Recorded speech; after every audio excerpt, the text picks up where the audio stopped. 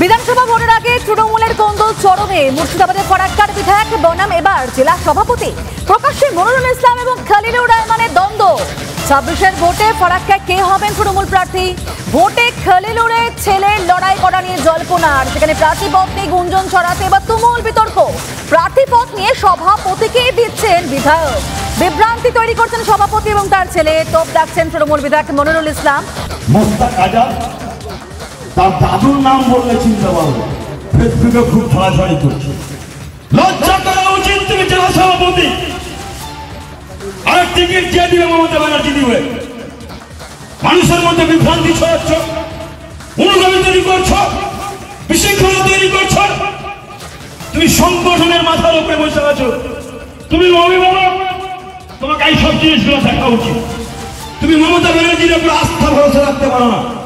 তুমি অভিষেক ব্যানার্জির উপরে আস্থা ভরসা রাখতে পারছো না। রাজ্যকে আমি জানিয়েছি, যে তৃণমূল কংগ্রেসকে দুর্বল করবে তাকে রাজনৈতিক ভাবে 1 ইঞ্চি মাটি ছেড়ে কথা বলবো না। তাকে বড় সভাপতি হোক আর জেলা সভাপতি হোক,